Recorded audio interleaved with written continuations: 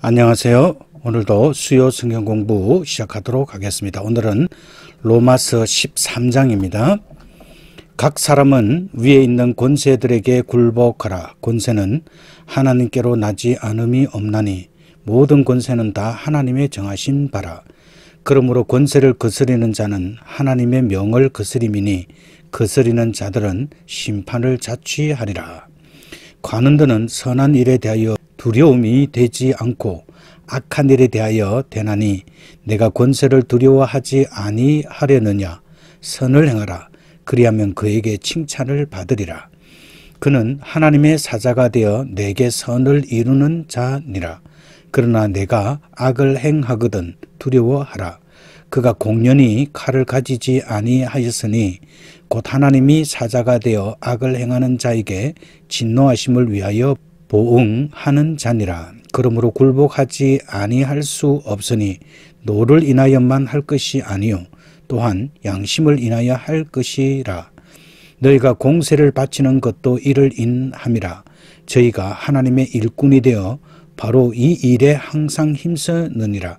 모든 자에게 줄 것을 주되 공세를 받을 자에게 공세를 바치고 국세를 받을 자에게 국세를 바치고 두려워할 자를 두려워하며 존경할 자를 존경하라. 피차 사랑의 빚 외에는 아무에게든지 아무 빚도 지지 말라. 남을 사랑하는 자는 율법을 다 이루었느니라. 간음하지 말라, 살인하지 말라, 도둑질하지 말라, 탐내지 말라 한 것과 그 외에 다른 계명이 있을지라도 내 이웃을 내 자신과 같이 사랑하라 하신 그 말씀 가운데 다 들었느니라. 사랑은 이웃에게 악을 행치 아니하나니 그러므로 사랑은 율법의 완성이니라.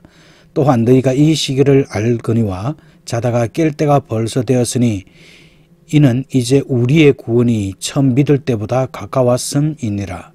밤이 깊고 낮이 가까웠으니 그러므로 우리가 어두움의 일을 벗고 빛의 갑옷을 입자. 낮에와 같이 단정히 행하고 방탕과 술 취하지 말며 엄란과 호색하지 말며 쟁투와 시기하지 말고 오직 우리 주 예수 그리스도로 옷 입고 정욕을 위하여 육신의 일을 도모하지 말라. 지난주 12장은 그리스도인의 실천적인 생활을 다루었습니다. 그러면서 오늘 이 13장은 성도가 지녀야 할 바람직한 국가관과 및 사회생활에 구체적으로 적용되는 핵심적인 윤리에 그 초점을 맞추고 있습니다. 13장은 바울은 먼저 구원받은 성도가 신앙 양심에 위배되지 않는 한 국가와 사회의 질서를 존중해야 한다고 1절과 7절에서 말하고 있습니다. 그리고 바울은 성도들이 율법의 완성인 사랑을 몸소 실천함으로써 하나님 보시기에 아름다운 인간관계를 맺어야 한다고 8절과 10절에서 말하고 있습니다. 그리고 바울은 모든 불신앙적인 일을 멀리하고 오직 그리스도의 빛된 생활을 하라고 말함으로써 예수 그리스도의 재림을 맞이하는 성도의 참된 삶의 자세를 11절과 14절에서 강조하고 있습니다. 바울이 로마교회 성도들에게 특별히 국가관에 대해서 언급하게 된 동기가 있습니다.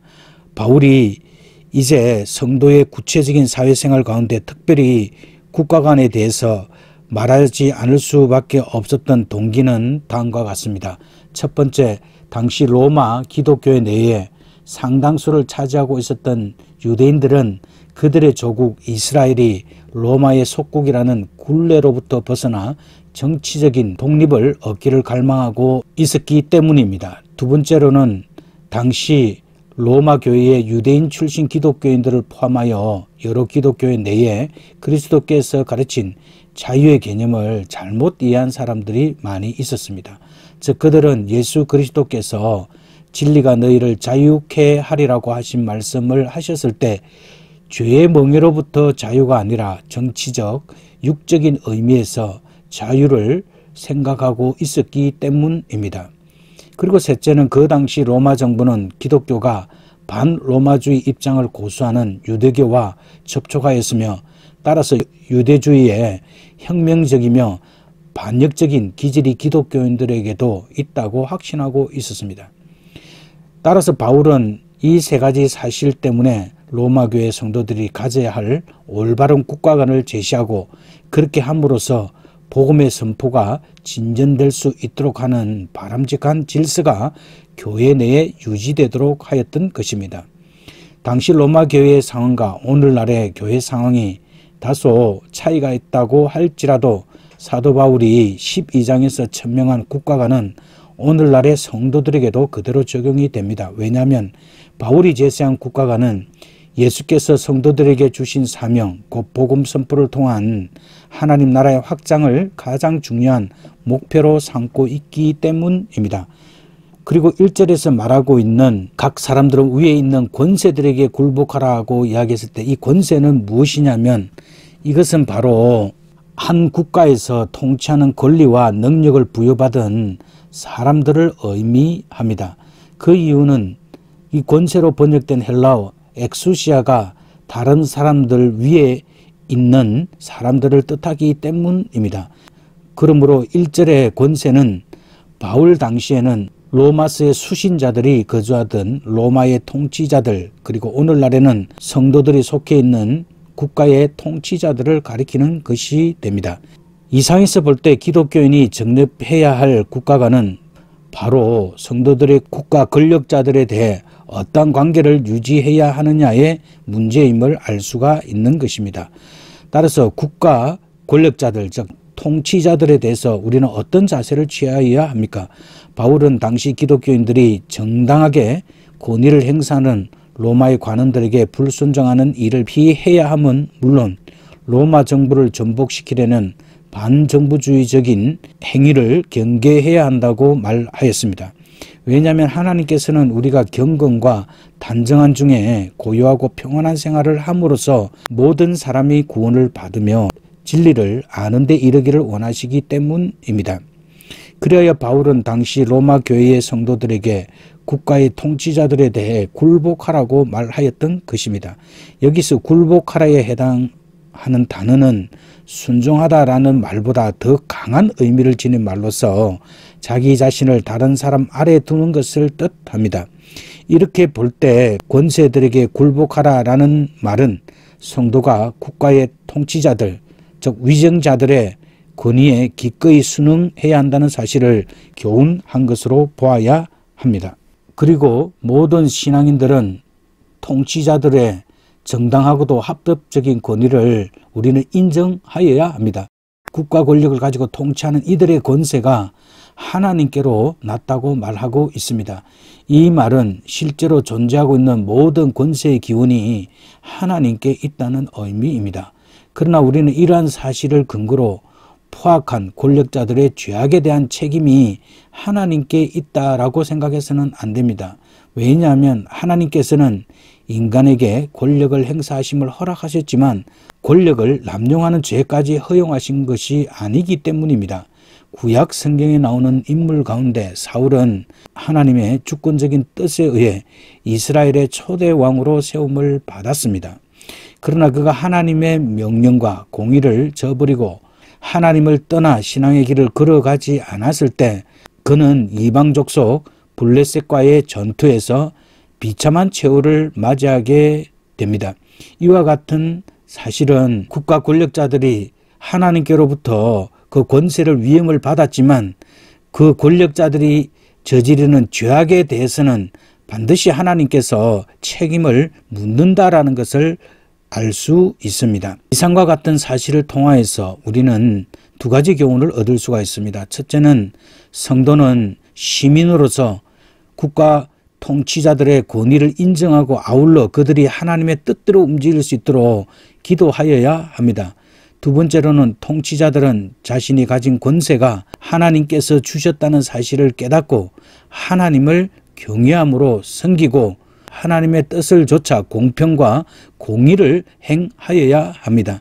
그래야만 통치자는 하나님께로부터 부여받은 자신의 권위의 정당성을 인정받을 수 있기 때문입니다.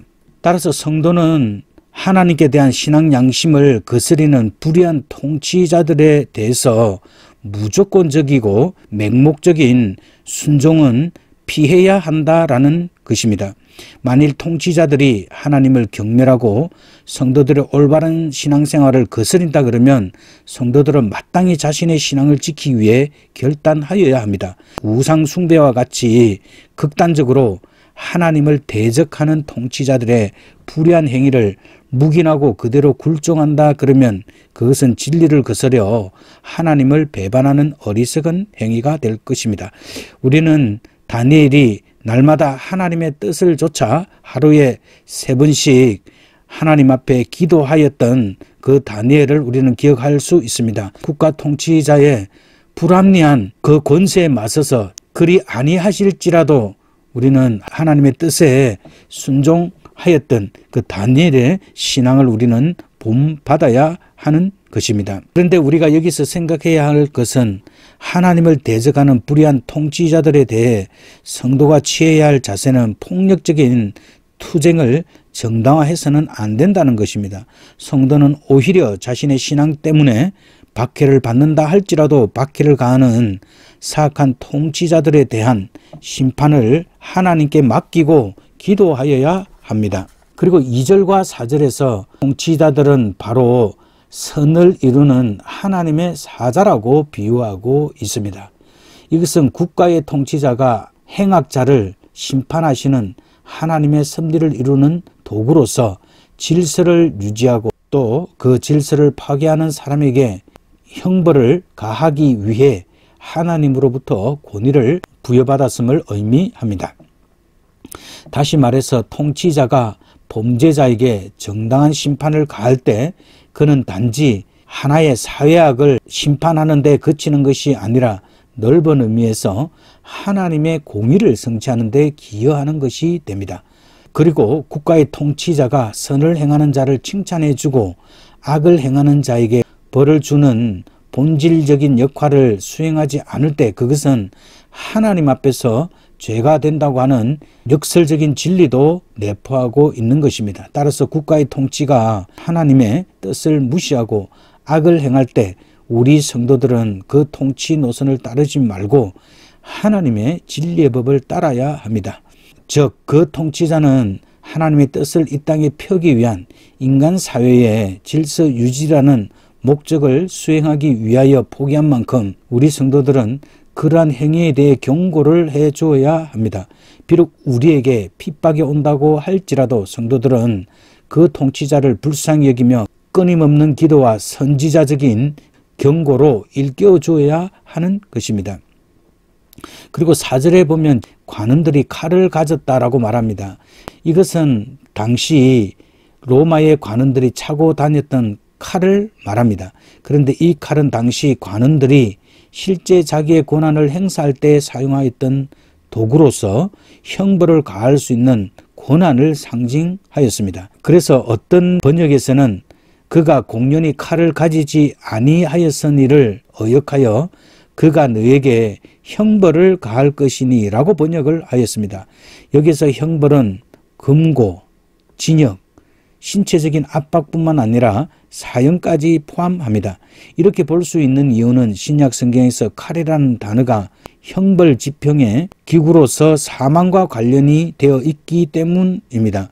이상에서 볼 때 관은 또는 국가 통치자들에게는 사회 질서를 파괴하는 범죄 행위에 대해서 정당한 형벌을 가할 수 있는 권한이 주어져 있음을 알 수 있습니다. 그 권한은 오직 인간 사회의 질서를 유지하는 목적을 위해 하나님으로부터 부여된 권한입니다. 그러므로 그 권한을 행사하는 권위자들은 자만하지 말아야 하며 성도들도 자신이 소속된 집단의 법과 질서가 올바로 행해질 수 있도록 기도하고 관심을 가지며 법을 지켜야 하는 것입니다. 그리고 5절은 성도가 국가의 법에 순응해야 하는 이유를 말하고 있습니다. 그리스도인의 선한 양심을 인하여 국가의 법에 순응해야 한다는 사실을 우리는 주목하여야 합니다. 또한 사도 베드로도 인간이 세운 모든 제도를 위하여 순종하라고 베드로전서 2장 13절에서 말하고 있습니다. 그러나 성도가 자신의 신앙을 지키기 위해 법에 의한 형벌을 감수해야 할 때가 있는데 그것은 인간이 세운 제도가 계시된 하나님의 뜻에 위배될 경우입니다. 성도는 국가에 지켜야 할 의무에 대해서 6절과 7절에서 어떤 자세를 가져야 하는가를 말하고 있습니다. 성도는 국가에 의해 부과된 의무를 충실히 이행해야 합니다. 이 의무는 사람 및 재산에 대해 부과되는 세금과 조세를 가리키는 공세와 또 상품에 대해 징수하는 국세를 바치는 일 등을 비롯하여 국가의 통치 영역 안에서 국민이 지켜야 할 모든 사항들을 포함합니다. 특히 7절은 이 의무 가운데 국가의 관원들에 대해 존경의 태도를 가지는 일도 들어있음을 말하고 있습니다. 그러나 오늘날 성도들 가운데는 이 세상 국가의 법을 무시하며 현실을 경시하는 사람들이 있습니다. 이러한 태도는 법률과 관리들에 대한 신뢰일 뿐 아니라 자기 자신의 양심에 위배되는 것입니다.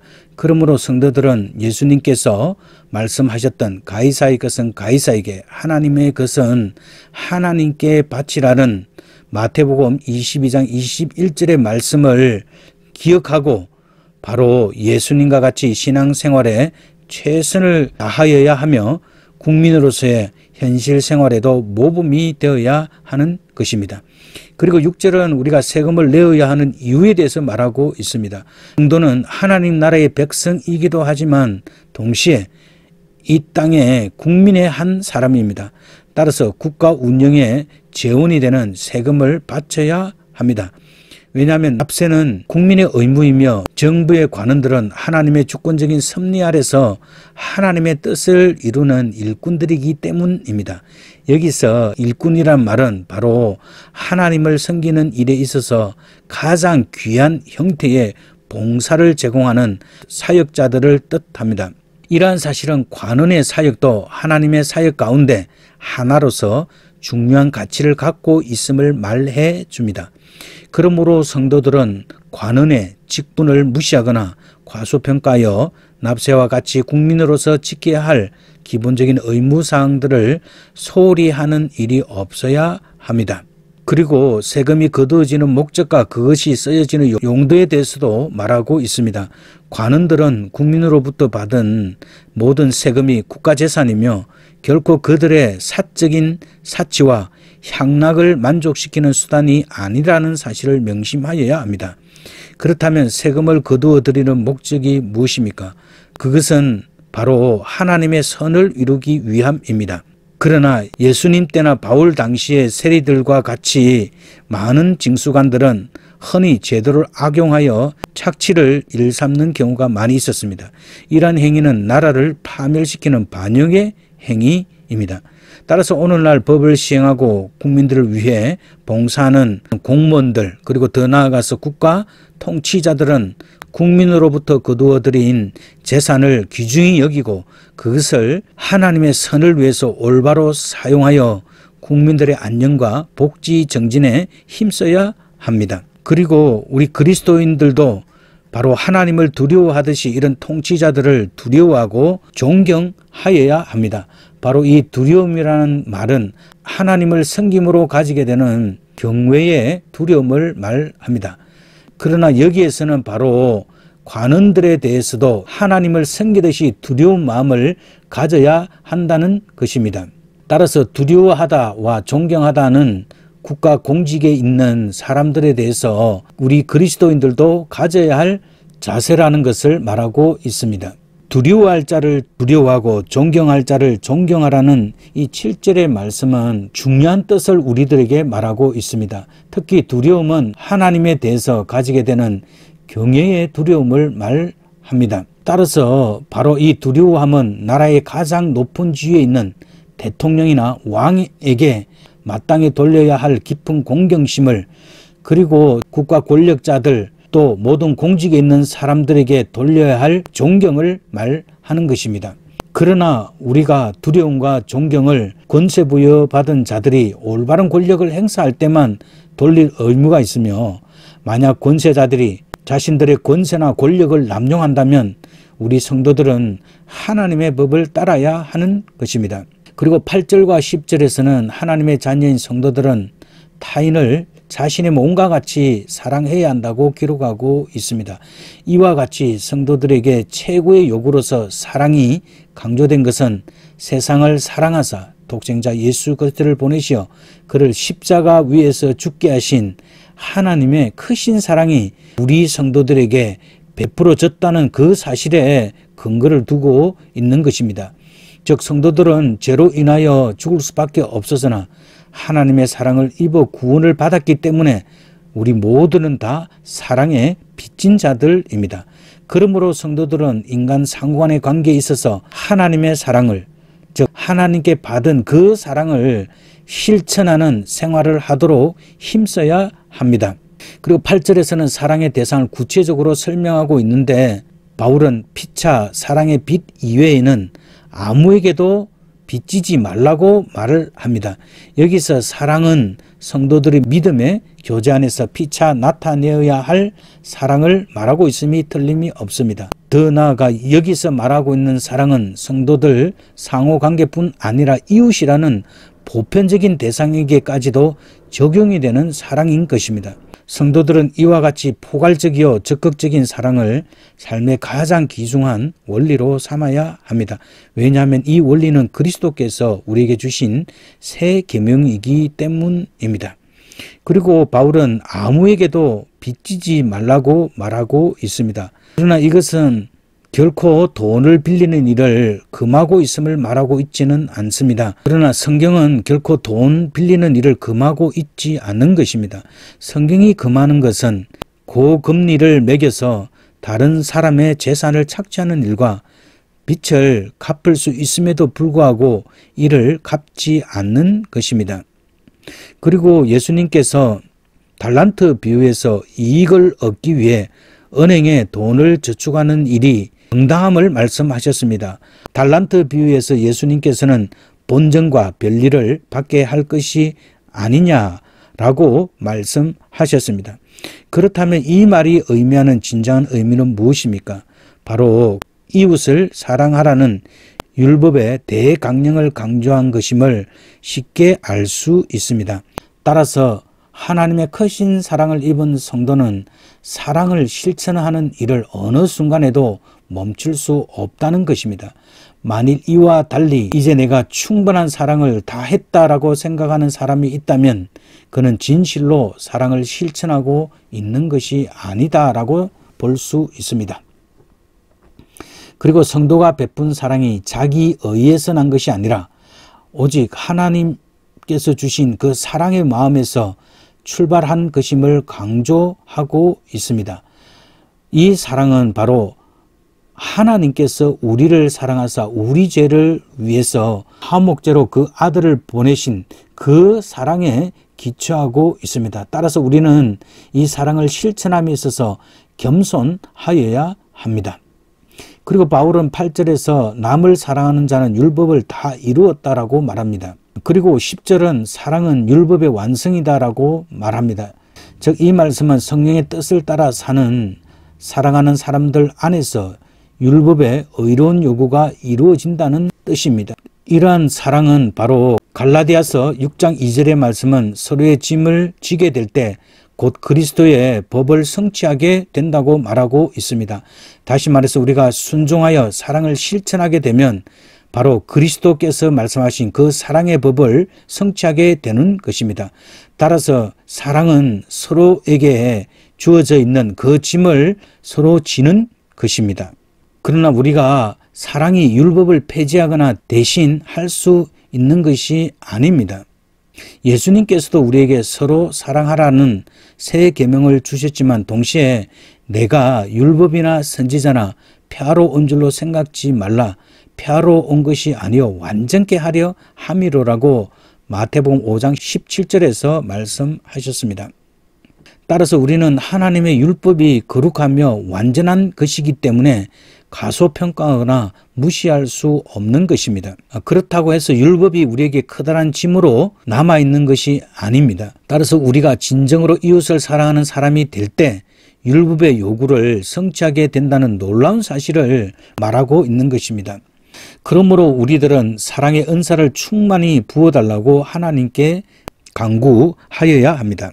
따라서 바울은 9절에서 율법이 요구하는 바를 알고자 하여 율법이 요구하는 바를 나타내기 위해 자연히 인간관계에 관련되어 있는 십계명의 일부분을 우리들에게 말하고 있습니다.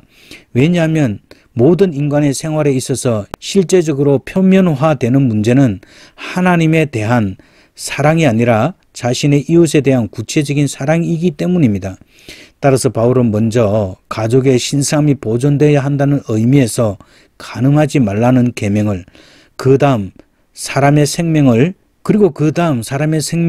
존중하고 귀하게 여기는 의미에서 살인하지 말라라는 계명을, 또한 재산의 소유권이 인정되어야 한다는 의미에서 도둑질하지 말라는 계명을, 마지막으로 이 세 가지 계명 안에 포함되어 있는 핵심 사상, 즉 우리의 욕망이 통제되어야 한다는 점을 강조하고 있습니다. 그리고 9절에 언급된 계명들을 포함한 10계명의 내용들이 언급되어 있습니다. 10계명은 구약 전체를 이해하는 초점이 되며 모든 율법의 요약입니다. 그런데 이 10계명 중에서 8개의 계명이 부정적인 형태를 취하고 있습니다.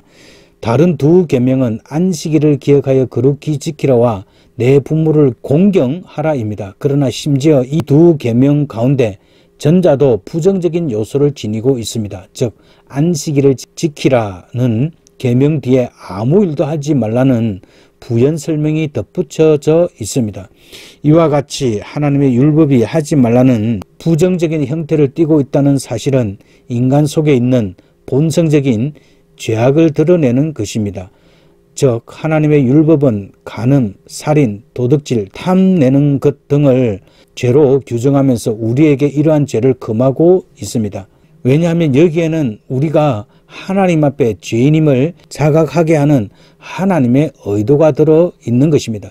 따라서 우리가 이런 죄를 자각하여 복음을 들을 때 그 복음은 우리에게 진정한 구원의 기쁜 소식이 되기 때문입니다. 그리고 9절에 우리의 이웃이 누구인지를 우리는 생각해 보아야 합니다. 그리고 바로 내 이웃을 내 자신과 같이 사랑하라는 말씀에서 우리는 구체적으로 우리의 이웃은 누구인가를 생각해 보아야 합니다. 이 말씀은 레위기 19장 18절의 말씀의 인용입니다.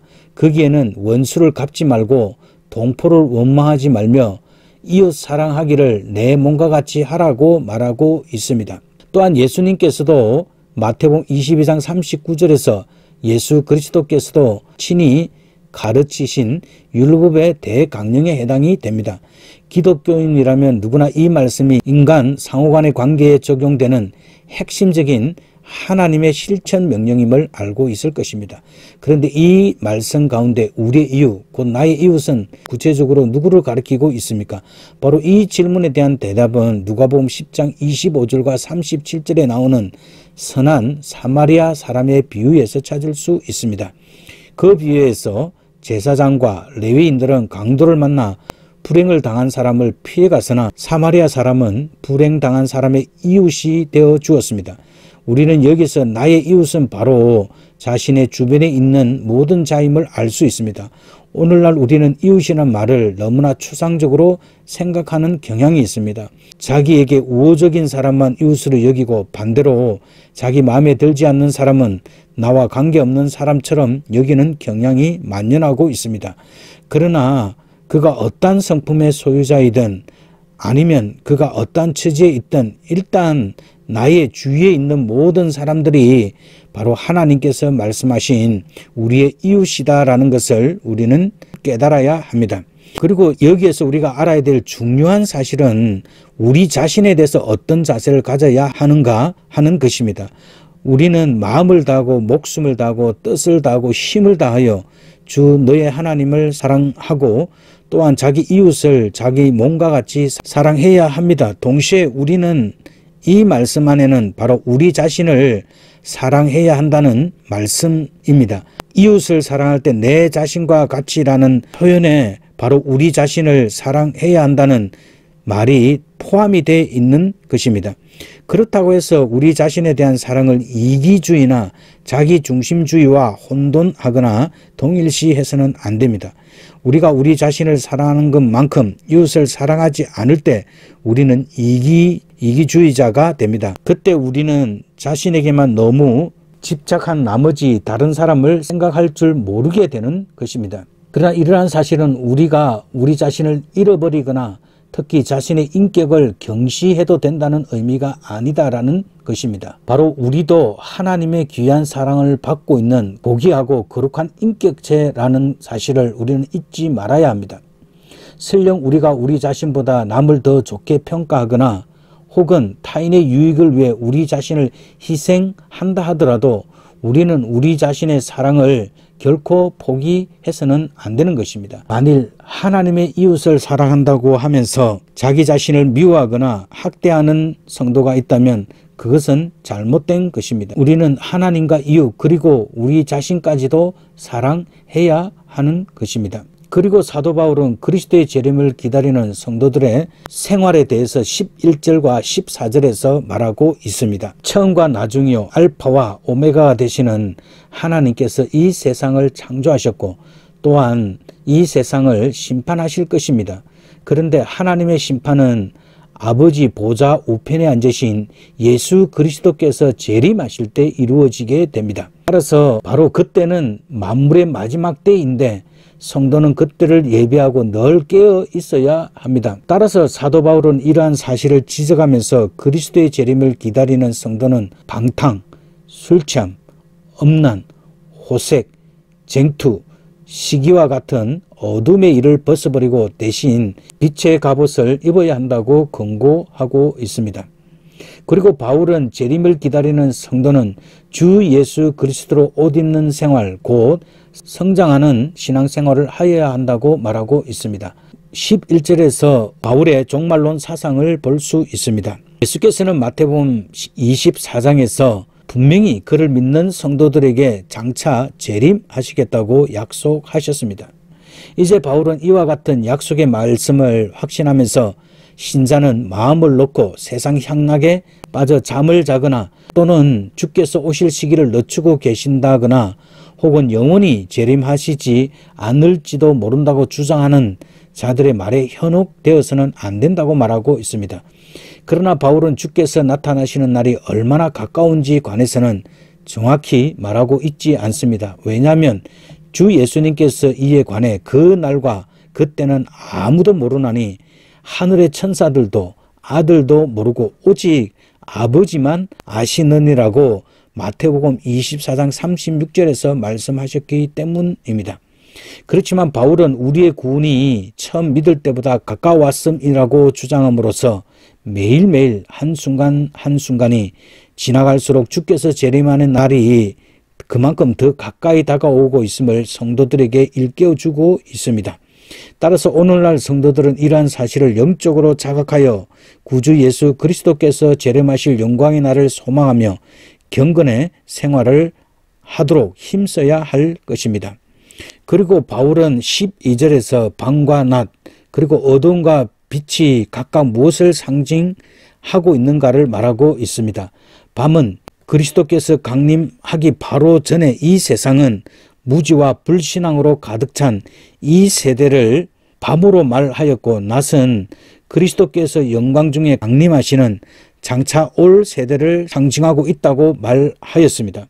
그리고 어두움은 하나님과 분리되어 죄악 가운데 있는 불신자들의 도덕적인 상태를 말하고 있으며 빛은 구원받은 신자의 선한 생활을 상징합니다. 그런데 이 세상과 같은 비유는 성도가 이 시대에 빛의 자녀로 주의 재림을 기다리며 어두움의 세상 주관자들과 영적인 싸움을 하고 있다라는 것을 말하고 있습니다. 따라서 우리 그리스도인들이 착각하지 말아야 할 것은 바로 우리는 영적 싸움을 하는 사람입니다. 오늘날은 이 영적인 싸움을 정치적인 싸움으로 대치시켜 그리스도인들을 미혹하는 것을 참 많이 봅니다. 정치 지도자들을 기독교를 대신해서 진리를 위해 싸워줄 사람으로 생각하여 그 사람을 지지하며 그 사람을 추종하고 있습니다.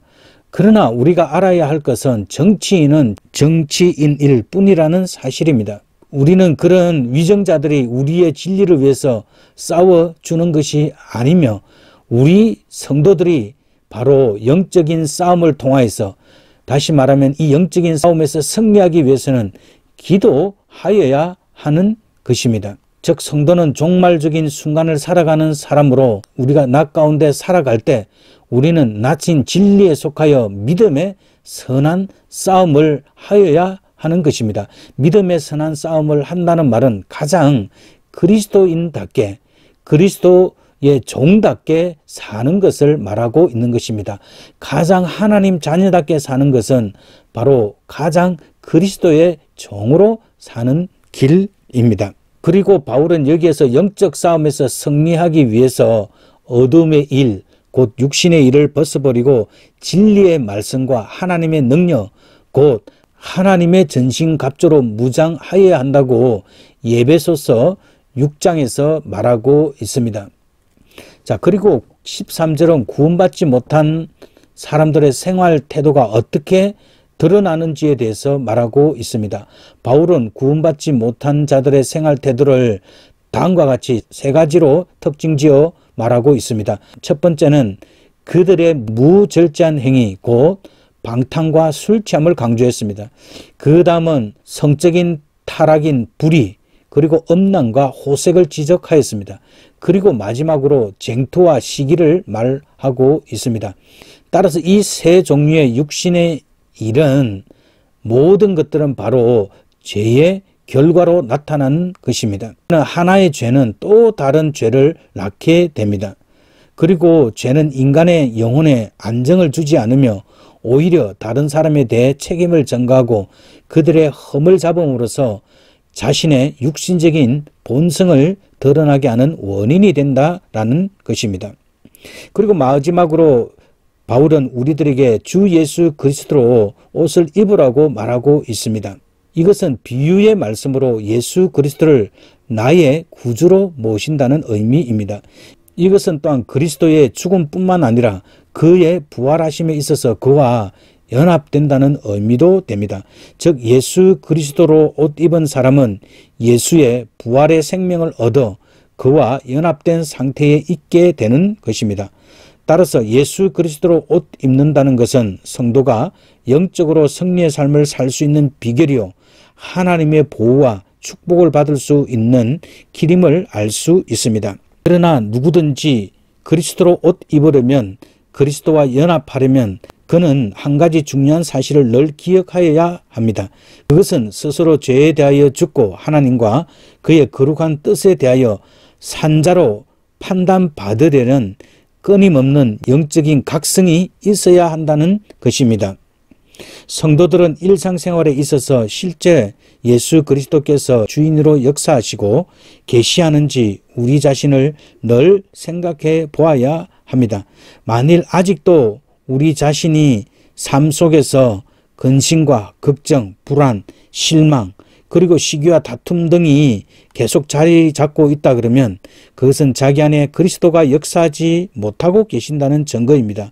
그리스도 예수의 사람들은 성령으로 말미암아 범사에 감사하며 기뻐하는 생활을 하기 때문입니다. 우리는 오늘 로마서 13장에서 하나님께서 허락하신 권세자들에게 순종하라. 그리고 율법의 완성인 사랑을 실천하라. 그리고 예수 그리스도로 옷을 입어 종말을 준비하는 성도의 생활이 되라라는 13장의 말씀을 우리가 살펴보았습니다. 우리가 늘 이 13장의 말씀이 우리의 삶의 기준이 되어 주님께서 다시 오실 때 우리의 삶이 잘 준비된 그런 성도들이 되시길 바랍니다. 이제 기도하도록 하겠습니다. 살아계신 하나님 아버지, 오늘도 우리가 로마서 13장을 통하여서 하나님께서 우리에게 허락해 주신 정치 지도자들, 권력자들에게 어떤 자세를 갖춰야 될지 배웠습니다. 하나님, 이 사회의 질서와 이 사회에 하나님의 정의와 공의가 실현되기 위해서는 위정자들을 위해서 기도하며 또 그들의 뜻에 순종해야 됨을 우리가 배웠습니다. 그러나 그들이 하나님의 뜻에 어긋나고 진리를 벗어날 때는 우리 자신이 더욱 기도하며 불의에 순종하기보다는 하나님의 말씀에 순종하여야 됨을 배웠습니다. 그 순종 가운데 우리에게 어떤 불이익이 올지라도 우리는 감사함으로 불의 가운데서 하나님의 선하심을 나타내야 되는 것을 우리가 배웠습니다. 하나님, 합당한 하나님 나라의 시민일 뿐만 아니라 또 이 사회에서도 빛과 소금이 되는 진실하고 존경을 받을 수 있는 그런 멋있는 그리스도인들이 다 될 수 있도록 주님께서 도와주시옵소서. 하나님께서 오늘도 정말 누구에게든지 사랑의 빛 외에는 아무것도 지지 말라고 주님께서 말씀하셨습니다. 우리가 남에게 그리스도의 사랑을 나누며 실천하며 그리스도의 사랑으로 참다운 이웃을 섬기며 사랑할 수 있도록 주님께서 도와주시옵소서. 우리 마음속에 있는 탐욕과 욕심과 무절제함들을 하나님께서 우리를 도와주셔서 이 모든 악한 행위들을 이기고 하나님의 사랑을 나타내는 저희들이 될 수 있도록 주께서 도와주시옵소서. 우리의 구원은 나날이 가까웠음을 우리는 기억합니다. 하나님 아버지, 하나님과 원수되는 육신의 일을 버리고 오직 예수 그리스도로 옷 입고 육신의 정욕과 안목의 정욕과 이 세상 죄악을 이기며 예수 그리스도께서 다시 오실 그때를 기다리는 아름다운 그리스도의 신부로서 흠없고 점없이 하나님 앞에 세워질 수 있도록 우리 하나님께서 우리의 삶을 축복해 주시옵소서. 우리 모든 성도들이 하나님 보시기에 아름다운 그리스도의 신부들이 다 될 수 있도록 주님께서 도와주시옵소서. 특별히 하나님 아버지, 우리 지체들 가운데 코로나 바이러스로 고통 가운데 있는 귀한 주의 백성들이 있습니다. 우리 하나님께서 기억해 주시고 하나님 아버지 그들의 육신의 연약함을 치료해 주시고 만져주시고 회복시켜 주시옵소서. 하나님께서 도와주셔서 하루속히 회복될 수 있도록 주님께서 도와주시고 우리 모든 성도들이 합심하여 기도하고 있사오니 우리 하나님께서 우리의 기도에 응답하시는 그 하나님이심을 믿을 수 있는 경험할 수 있는 이 시간들이 될 수 있도록 주께서 도와주시옵소서. 하나님 아버지, 우리 모든 성도들을 바이러스로부터도 하나님께서 지켜주셔서 하나님 우리가 영적 건강함을 누리며 하나님의 사랑을 노래하며 하나님께서 기뻐하는 삶이 될 수 있도록 주께서 도와주시옵소서. 감사합니다. 예수님에게 하신 이름으로 기도드립니다. 아멘.